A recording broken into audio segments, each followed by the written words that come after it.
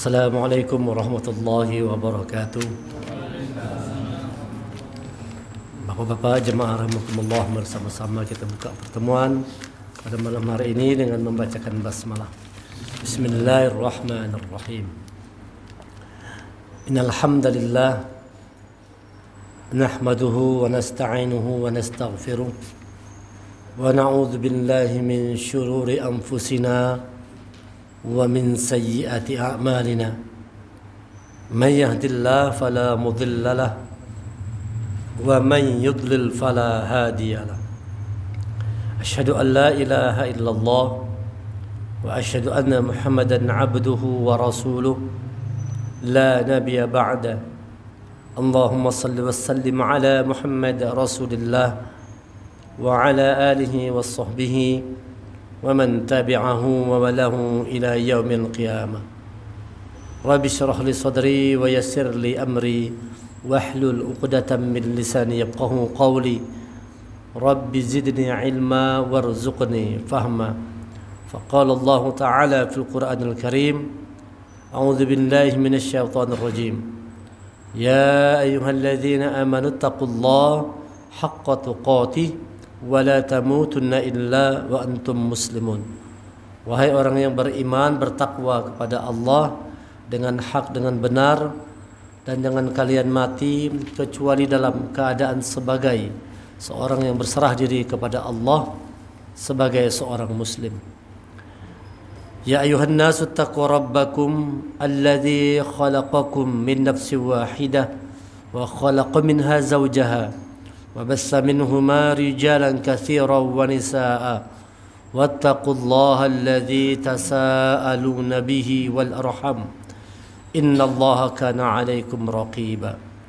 Ya ayyuhalladzina amanu taqullaha wa qulu qawlan sadida yuslih lakum a'malakum wa yaghfir lakum dhunubakum wa may yuti'illaha wa rasulahu faqad faza fawzan 'azima. Alhamdulillah, rasa syukur mari sama-sama kita haturkan kehadirat Allah Subhanahu wa taala atas segala limpahan rahmat, taufik dan hidayah yang Allah berikan kepada kita semua. Salawat dan salam semoga senantiasa tercurah kepada Nabi kita, Nabi Muhammad sallallahu alaihi wasallam, beserta kerabat, sahabat dan pengikut beliau hingga akhir zaman. Pada pertemuan minggu yang lalu kita kaji tentang makna dibalik nama surah Al-Fatihah. Surah Al-Fatihah berasal dari kata-kata Fataha, Fatihah, yang artinya pembuka, membuka. Kalau disebut dia membuka, berarti ada sesuatu yang tertutup yang harus kita buka. Pembukaan. Kata-kata Fatihah juga berarti adalah pemenang. Inna fatahna laka fatham mubina. Sungguh telah diberikan kepadamu kemenangan yang nyata. Jadi kata-kata Fatihah itu artinya pembukaan. Kata-kata Fatihah juga artinya kemenangan. Artinya siapa orang yang mampu membuka sesuatu yang tertutup dalam dirinya, dia akan menjadi orang yang menang.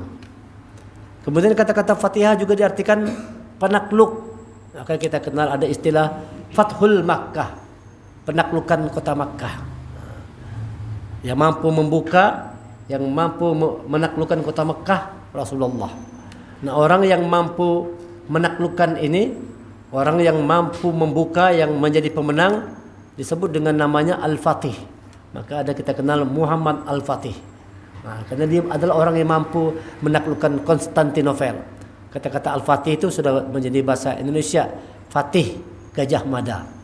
Mereka disebut Fatih Gajah Mada karena dia adalah orang yang mampu membuka, menaklukkan, pemenang, memenangkan satu pertempuran dari satu pertempuran, mampu menaklukkan negara-negara, negeri-negeri lewat kepemimpinan Fatih Gajah Mada. Itu arti dari kata-kata Fatahah yang artinya tiga, bisa pembukaan, bisa pemenang, bisa penakluk. Surah Al-Fatihah ini dia merupakan rukun di dalam sholat. Ini bukan main-main. Jadi tentu ini mengandung satu pesan penting. Mengapa dari 6.236 ayat Al-Quran, 114 surah Al-Quran ini Surah Al-Fatihah yang dijadikan rukun dalam sholat itu. Kalau kita tidak baca sholat, tidak baca Fatihah, tidak sah sholat kita. Tidak ada rukunnya, tidak sempurna. Al-Fatihah menjadi rukun di dalam sholat. Menjadi awal surah Al-Quran juga adalah surah Al-Fatihah. Padahal yang pertama turun adalah surah Al-Alaq. Iqra' bismi rabbikal ladzi khalaq. Tetapi Allah menjadikan surah Al-Fatihah ini menjadi pembuka, surah pembuka di dalam Al-Quran, karena sesuai dengan namanya, pembukaan. Maka Al-Fatihah itu menjadi pembuka dari isi Al-Quran sebagai petunjuk Allah. Itu namanya Al-Fatihah, dia pembuka. Apa yang harus dibuka, apa yang mesti dibuka itu adalah hati kita. Jadi hati kita barangkali tertutup, karena dunia ini akan menutup hati. Allah katakan dalam Al-Quran, siapa orang yang cinta terhadap dunia, itu bisa menyebabkan hati seseorang menjadi tertutup. Sebagaimana Allah nukilkan dalam surah An-Nahl, surah yang ke-16 ayat 107 dan ayat 108. A'udzu billahi minasyaitonir rajim. Dzalika bi annahu mustahabbul hayatad dunya 'alal akhirah wa anna Allaha la yahdil qaumal kafirin. Yang demikian itu disebabkan karena mereka lebih mencintai kehidupan dunia daripada akhirat. Dan Allah tidak memberi petunjuk kepada kaum yang kafir. Jadi dalam pandangan Allah, orang-orang yang lebih cinta terhadap dunia daripada akhirat itu dicap sebagai orang yang kafir. Kafir itu tertutup artinya. Tercover, tertutup. Makanya kalau orang Bahari kan kopor. Karena dia penutup. Masuk barang ditutup di situ. Kalau orang bertinju namanya double cover. Nah, dia membuat perlindungan. Kata-kata kafaro itu artinya tertutup.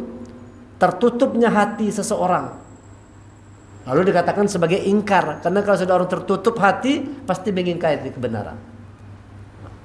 Tertutup. Jadi orang-orang yang lebih cinta dunia daripada akhirat, kata Allah, wa anallahu la yahdil qaumal kafirin, dan sesungguhnya Allah tidak memberi petunjuk kepada orang-orang yang ingkar terhadap orang-orang yang tertutup hatinya ini.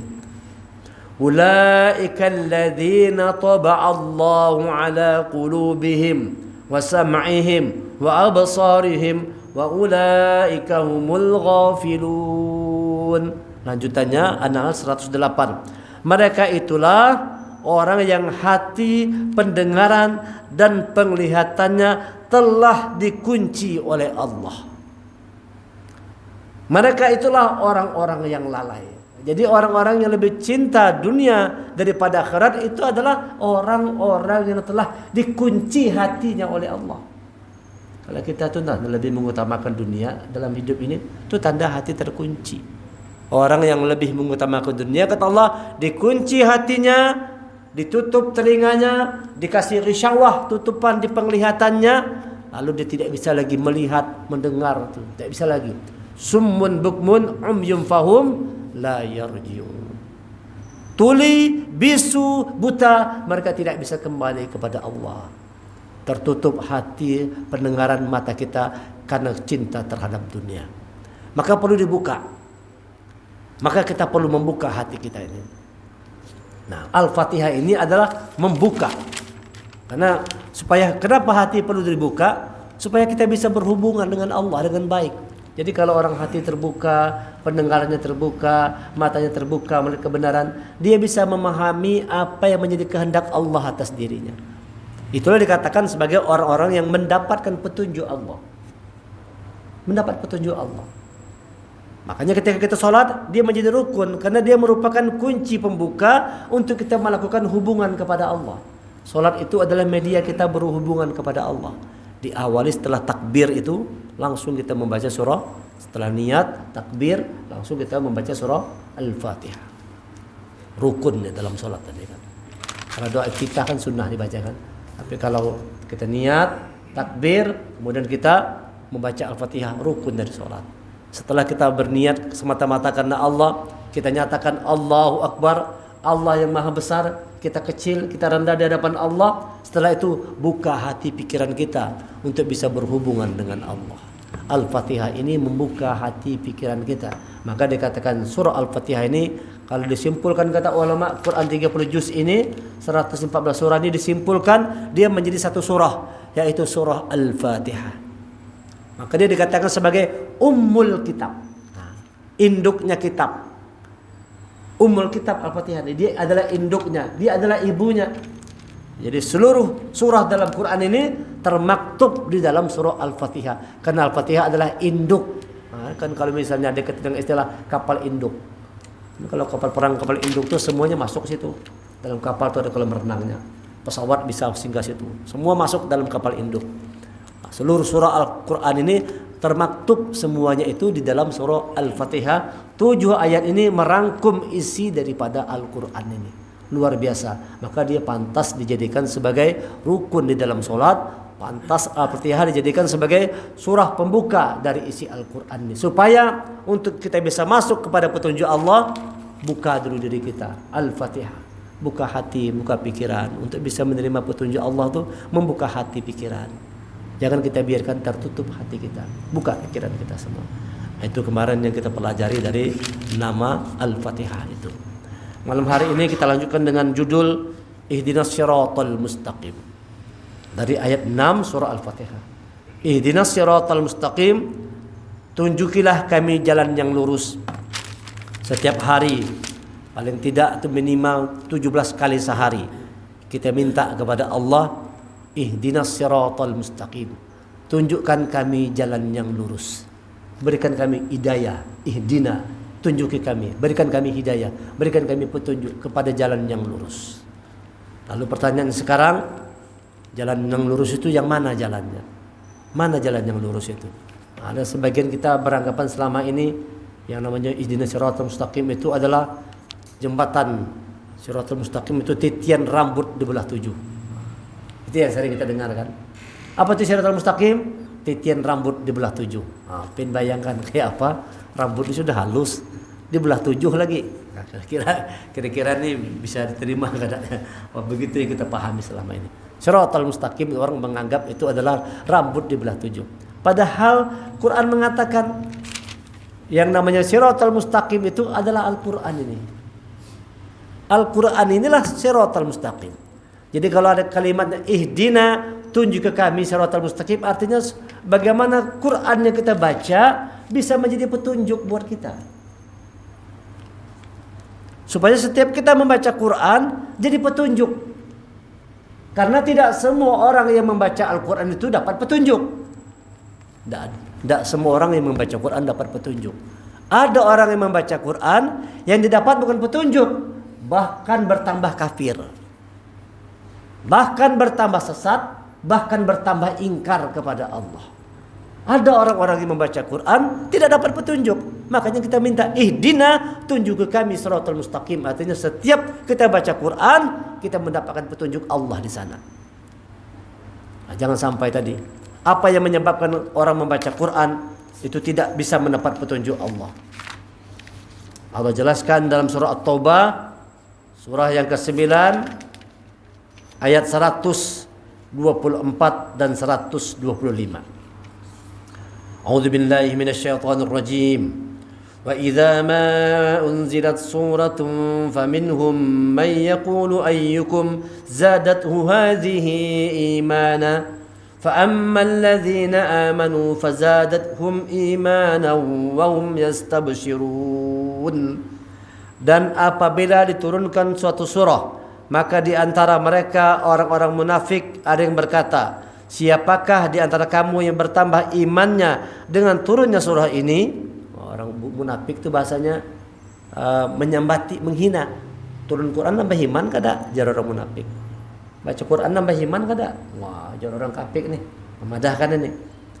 Adapun orang-orang yang beriman, maka surah ini menambah imannya dan mereka merasa gembira. Jadi kalau orang beriman baca Quran, bertambah iman. Kalau orang beriman itu dengarkan Quran, itu iman bertambah. Dan merasa gembira. Alhamdulillah, senang. Mendengarkan Quran itu senang. Bukan malah marah. Kalau orang tidak punya iman, dengarkan Qurannya kadang-kadang bisa marah, bisa sarik, bisa hamuk, dan bisa tersinggung. Macam-macam responnya. Ada orang yang dengarkan Quran ini marah, seperti Abu Lahab. Abu Lahab dengar Quran marah dia. Benci dia, tersinggung dia, sakit hati. Tabbat yada abi lahabin wa tab. Celaka kedua tangan Abu Lahab. Marah Abu Lahab dengar surah itu. Karena Abu Lahab tidak punya iman. Jadi orang-orang yang tidak punya iman itu salah satu tandanya mendengarkan Al-Quran mereka tidak bergembira. Yang ada bertambah keras hati, bertambah marah, bisa benci dan sebagainya. Allah katakan orang yang beriman itu kalau dengan Quran bertambah imannya dan mereka merasa gembira. Selanjutnya di ayat 125-nya, wa ammal ladzina fi qulubihim maradun fazadathum rijsan ila rijsihim wa matu wa hum kafirun. Dan adapun orang-orang yang di dalam hatinya ada penyakit, maka dengan surah itu akan menambah kekafiran mereka yang telah ada dan mereka akan mati dalam keadaan kafir. Jadi ada orang yang dengan Quran ini bertambah kekafirannya. Kenapa? Dalam hatinya ada penyakit. Jadi kalau orang hati itu berpenyakit, walaupun baca Quran tidak dapat petunjuk Allah. Maka hati perlu dibersihkan. Hati perlu dibersihkan. Dalam hati tidak boleh ada keangkuhan, tidak boleh ada kesombong, tidak boleh kezaliman, tidak boleh kemunafikan. Hati harus lapang, hati harus luas. Menerima petunjuk Allah itu kuncinya hati kita harus lapang. Hati harus lapang menerimanya. Kalau hati kita sempit, tidak dapat petunjuk Allah. Orang-orang yang dalam hatinya ada penyakit itu biasanya sempit hati, lalu sulit untuk menerima sebuah kebenaran. Tidak sanggup menerima sebuah kebenaran. Tersinggung, marah dan sebagainya. Ini barangkali orang-orang yang sudah membaca Quran tapi belum atas siratal mustaqim. Dia sudah baca Quran tapi belum dapat petunjuk. Kita minta kepada Allah, ihdinas siratal mustaqim, tunjukkan kami jalan yang lurus, dan jalan yang lurus itu adalah Al-Qur'anul Karim. Di mana Allah jelaskan, kita lihat pertama Allah jelaskan di dalam Al-Qur'an surah Asy-Syura, surah yang ke-42 ayat yang ke-52. A'udzu billahi minasyaitonir rajim. Wa kadzalika auhayna ilaika ruham min amrina ma kunta tadri mal kitabu walal iman walakin ja'alnahu nura nahdi bihi man nasha'u min ibadina wa innaka latahdi ila siratim mustaqim. Dan demikianlah kami wahyukan kepada Muhammad ruh Al-Quran.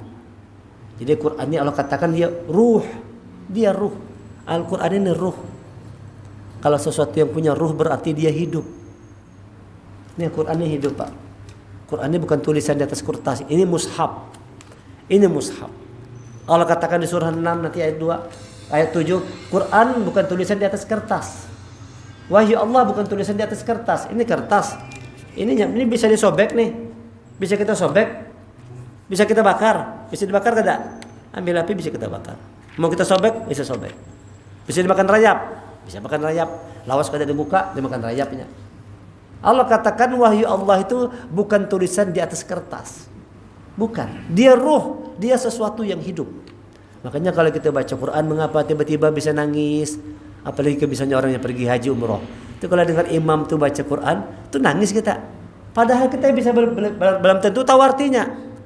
Belum tentu yang mendengar ini tahu artinya. Tapi mengapa bisa membuat hati kita terguncang, jatuh air mata kita? Karena Allah katakan wa kadzalika auhayna ilaika ruham min amrina. Diturunkan Quran itu ruh Quran atas diri kita dengan petunjuk Allah. Quran ini ada ruh di dalamnya. Maka kita bisa berdialog. Kita bisa berkomunikasi karena kita juga punya ruh. Kalau kita sudah kehilangan ruh, diajak berpandir, diajak komunikasi, nah tidak bisa lagi dah. Tidak bisa lagi komunikasi. Tetapi kalau sama-sama punya ruh, kita bisa berdialog. Kita bisa berhubungan, kita bisa melakukan komunikasi karena sama-sama punya ruh. Al-Quran itu ada ruh di dalamnya, manusia juga punya ruh di dalamnya. Di Quran ada ruhnya. Maka jangan dianggap sepele Quran ini. Biasakan. Nah, tinggal sekarang bagaimana ruh kita tuh bisa aktif. Caranya sering-seringlah berinteraksi dengan Al-Quran. Sering-sering berinteraksi dengan Al-Quran. Ma kunta tadri mal kitab walal iman. Sebelumnya engkau tidak mengetahui apakah kitab Al-Quran dan apakah iman itu. Kalau tidak ada Quran ini, tidak ada ruh Quran, Nabi Muhammad tidak tahu apa itu Al-Quran, apa itu iman. Kita semua ini tidak tahu apa itu iman. Kalau tidak ada Al-Quran, tidak mengerti apa itu iman. Kalau ada orang merasa beriman, tapi tidak mau baca Quran, itu dipertanyakan imannya. Ada orang mengaku beriman, tapi tidak mau baca Quran. Ada orang mengaku beriman, tapi tidak mau belajar Al-Quran. Salah satu tanda orang yang beriman kepada Al-Quran itu, dia mesti bisa baca Quran. Ini berulang kali ulun jelaskan ini. Ulun ulang-ulang supaya kita tergugah hati untuk mempelajari Quran lebih sungguh-sungguh lagi. Allah katakan alladzina atainahumul kitaba yatsunahu haqqa tilawati ulaika yu'minuna bih. Surah Al-Baqarah 121. Adapun orang-orang yang telah kami datangkan kitab Al-Quran kepada mereka, mereka itu membaca Quran dengan hak, benar baca Qurannya, benar tajwidnya bujur, panjang pendeknya bujur, huruf-hurufnya bujur, sifat hurufnya bujur. Benar membaca Qur'annya itu hak baca Qur'annya, ulaika yu'minuna bih. Mereka itulah orang yang beriman kepadanya. Itu orang yang beriman. Tadi Nabi Muhammad tidak tahu apa ini Al-Quran, tidak tahu apa itu iman, walakin ja'alnahu nura, tetapi kami jadikan Quran itu sebagai cahaya. Cahaya berarti dia menerangi. Kita dalam gelap, hati kita gelap, jiwa kita gelap, pikiran kita gelap, turun Quran untuk menerangi. Walakin ja'alnahu nura, dia cahaya yang menerangi. Ini ada Quran ini kita gelap. Orang-orang yang tidak mau baca Quran itu gelap dalam kehidupan. Nah, cuman merasa banyak orang-orang yang sudah seperti itu, merasa dalam petunjuk Allah, merasa sudah baik. Sudahlah, kada perlu mengaji, yang penting jadi orang baik. Ada ungkapan begitu tuh. Kada papa juga kada mengaji, kada bisa mengaji, kada papa juga, yang penting jadi orang baik. Tidak apa-apa juga kada baca Quran. Kada wajib juga, kalau yang wajib itu sholat, baca Quran kada wajib. Itu gara-gara tidak pernah membaca Quran. Siapa yang bilang baca Quran kada wajib? Allah katakan dalam surah 28:85 wajib. Innalladzi farada 'alaikal Qur'an. Diwajibkan atasmu Al-Quran, diwajibkan. Wajib. Jangan bilang cuma sholat aja wajib. Ada orang beranggapan begitu, baca Quran itu tidak wajib, yang wajib sholat. Sudahlah, sholat aja lah. Kan dalam sholat sudah baca Quran juga. Ini perkataan-perkataan yang digelincirkan oleh syaitan. Lalu orang menganggap itu baik aja, benar aja. Lalu Quran tidak pernah disentuhnya sepanjang hidup. Na'udzubillah. Padahal kata Allah, siapa orang yang berpaling dari Quran, wa may yashu an dzikrir rahman nuqayyid lahu syaitanan fawalahu qarin. Siapa orang yang berpaling dari Quran, kami biarkan setan menyesatkannya. Dan syaitan itu sebagai teman karibnya. Wa innahum layasuddunahum anis sabil wa yasabuna annahum muhtadun. Dan sesungguhnya mereka syaitan itu membuat manusia seolah-olah merasa mendapat petunjuk Allah, padahal mereka dalam kesesatan. Itu gawin syaitan tuh. Ikam bujur aja, pas pendapat ikam itu bagus saja. Kalau asal baca Quran, sholat aja cukup sudah, pas saja sudah.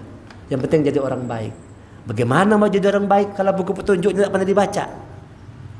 Nah, ini kata setan tuh kan bagus saja, pas saja sudah bersama petunjuk Allah. Ini kerjaan setan itu menjauhkan manusia dari petunjuk Al-Quran ini. Maka orang dalam keadaan gelap, dalam keadaan zulumat.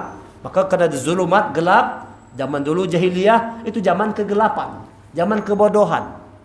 Maka Allah turunkan Quran itu sebagai ruh dan nur, dua Quran, ruh dan nur. Walakin ja'alnahu nura, kami turunkan Quran itu sebagai cahaya dalam kehidupan kita ini, supaya jangan tersesat. Nahdi bihim man nasya min ibadina, dan dengan itu, ingat tuh. Dan dengan itu apa? Dengan Al-Qur'an. Dan dengan itu Al-Qur'an kami memberi petunjuk kepada siapa yang kami dikehendaki di antara hamba-hamba kami. Jadi Allah itu memberi petunjuk dengan media Al-Qur'an ini. Kalau medianya tidak pernah dibuka, bagaimana dapat petunjuk Allah? Kalau Quran tidak pernah dipahami, bagaimana mau mendapat petunjuk Allah? Hanya merasa sudah dapat petunjuk, padahal sesat. Siapa yang tidak baca Quran itu dalam kesesatan. Siapa yang mengatakannya? Allah yang menerangkannya. Dalam surah 43, ayat 36, ayat 37. Allah biarkan setan menyesatkannya. Ini Allah yang mengatakan, yang tidak mau memahami Quran, itu disesatkan oleh setan. Afala yatadabbaruna al-Quran am ala qulubin aqfaluha. Apakah kalian tidak memahami Al-Quran atau hati kalian sudah terkunci? Allah mengunci hati orang-orang yang tidak mau memperhatikan Al-Quran sebagai petunjuk Allah. Mulailah memperbaiki diri itu dengan memperhatikan Al-Quran. Harusnya di sana. Allah dan Rasulnya itu mengajarkan Al-Quran. Ar-Rahman 'allamal Quran. Allah yang Maha Pengasih, Dia yang mengajarkan Al-Quran. Allah tuh mengajarkan Quran, tidak mengajarkan yang lainnya. Rasulullah itu mengajarkan Al-Quran, tidak mengajarkan yang lainnya. Banyak manusia meninggalkan Al-Quran, sibuk mempelajari berbagai macam pengetahuan, lupa mempelajari Al-Quran. Pokoknya tidak boleh belajar pengetahuan apa aja boleh dipelajari, tetapi pelajari Al-Quran lebih dulu supaya kita tetap dibimbing oleh Allah. Karena kata Allah, Allah memberi petunjuk kepada kita dengan Al-Quran. Dengan Al-Quran itu Allah membimbing, memberikan petunjuk kepada dirimu. Wa innaka latahdi ila siratim mustaqim, dan sungguh engkau benar-benar ada di jalan yang lurus. Ini Quran, inilah jalan yang lurus. Siapa orang yang betul-betul dia belajar Quran, dia dengar, dia baca, dia pahami, dia amalkan Al-Quran, dia hafalkan Al-Quran, berarti dia ada di jalan yang benar, di jalan yang lurus.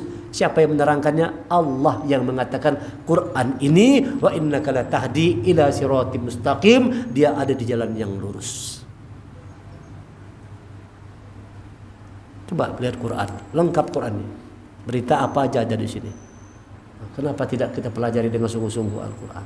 Luangkan waktu kita, kawan-kawan sekalian, luangkan waktu kita untuk setiap hari buka Al-Quran, kita baca Quran, tadabbur Al-Quran, hayati, renungkan ayat-ayatnya, biar satu ayat pahami, direnungkan ayatnya. Kalau tidak paham bisa ditanyakan, diskusi dengan orang-orang yang paham, dengan orang-orang yang mengerti. Buka Quran, pahami Quran, jangan sampai hati kita dikunci oleh Allah karena tidak ada usaha untuk memahami petunjuk Allah ini. Ihdinas siratal mustaqim, tunjuk ke kami jalan yang lurus. Di balik kata-kata itu, firman Allah itu tersirat, disuruh kita untuk serius membaca Quran, temukan petunjuk Allah di dalam Al-Quran, agar setiap ayat yang kita baca itu menjadi petunjuk buat diri kita, bukan cuma sekedar bahan bacaan, tapi betul-betul menjadi hudan. Dzalikal kitabul la raiba fi huda, dia petunjuk. Hudal lil muttaqin, ini kitab Al-Quran tidak ada keraguan di dalamnya. Huda, dia petunjuk, lil muttaqin, bagi orang-orang yang takwa. Kalau kita mau jadi orang yang takwa, jadikan Quran sebagai petunjuk dalam kehidupan. Nah, jangan tinggalkan Al-Quran, jangan berpaling jauh dari Al-Quran, pasti celaka. Orang yang jauh dari Quran hidup akan celaka, hidup akan sengsara. Nanti di yaumil akhir tidak ada yang menolong kita. Quran ini menemani kita. Jadi kita hidup di muka bumi ditemani Quran. Kalau kita dekat dengan Quran, dia akan memberikan ketentraman dalam hati kita. Setiap kita baca Quran itu mendatangkan kedamaian dalam hati. Kita bisa merasakan itu. Baca Quran hati jadi tentram. Di dunia kita didamping Quran. Masuk kubur, dalam kubur Quran itu menjadi cahaya dalam kubur kita. Iqra'ul Quran fa innahu ya'ti yaumal qiyamah syafi'an wa ashabi. Baca Quran, sesungguhnya Quran akan datang syafi'an pada hari kiamat, syafi'an menjadi syafaat wa ashabi, dan menjadi sahabat, mendampingi. Masuk kubur kita ditemani oleh Quran. Karena Quran adalah nur, cahaya dalam kubur, cahaya terang dalam kubur itu. Orang yang selalu baca Quran itu akan punya cahaya yang terang di alam kuburnya nanti. Yang senang membaca Quran setiap harinya. Itu janji Rasulullah lewat hadisnya, dinyatakan demikian. Nawwiru buyutakum bisolah wa tilawatil Quran. Cahayai rumah kalian dengan solat dan baca Quran. Lihat, suruh menerangi rumah supaya dengan Quran itu bercahaya, tidak gelap kita dalam rumah itu. Semua dalam rumah dalam cahaya Allah, dalam petunjuk Allah. Siapa itu? Orang-orang yang selalu mencari petunjuk Allah lewat Al-Quran ini. Cari petunjuk Allah di dalam Al-Quran. Cari petunjuk Allah dalam Al-Quran. Di ayat yang lain di surah Asy-Syura, di surah Az-Zukhruf. Surah Az-Zukhruf surah 43 ayat 42 dan ayat 43, ayat 44. 43 44. Fastamsik billadzi uhiya ilaik innaka ala siratim mustaqim. Fastamsik billadzi uhiya. Pegang teguh, maka berpegang teguhlah engkau kepada apa yang telah diwahyukan kepadamu. Apa yang diwahyukan kepada Rasulullah? Al-Quran. Pegang teguhlah apa yang telah diwahyukan kepadamu. Cuman kalau diterjemahkan itu diartikan agama. Kalau agama kan ad-din harusnya, kalau ad-din kalau agama kan. Ini uhiya, hayyu itu adalah wahyu maksudnya. Nah, jadi sebenarnya kalau di terjemah perkata diartikan sini uhiya itu adalah wahyu. Fastamsik billadzi, maka pegang teguhlah Al-Qur'an yang diwahyukan kepadamu. Begitu maksudnya. Pegang teguh Al-Qur'an yang telah diwahyukan kepadamu. Yang namanya pegang teguh itu ya bukan teguh gini ya. Teguh. Maksud pegang teguh itu ya dia dibaca, dipahami, diamalkan, dijadikan hudan, dijadikan petunjuk dalam kehidupan. Itu maksudnya megang teguh, bukan dipegang ini cium taruh pulang kan. Ada orang kita paham kan, ini kena paham pegang teguh tadi, ambil Quran cium taruh lagi di atas lemari. Prinsipnya gitu kan. Saban hari megang Quran aja bang, tapi cium aja taruh pulang ke atas. Ada yang begitu tuh. Ulun dulu ada pernah melihat begitu tuh, bukan jauh-jauh, kadang-kadang dari keluarga kita ada itu, kalau kan ada gitu. Ulun perhatikan ke rumahnya keluarga tuh kayak itunya, masalah hari-hari cium Quran taruh lagi, nggak dibaca tapi cium aja.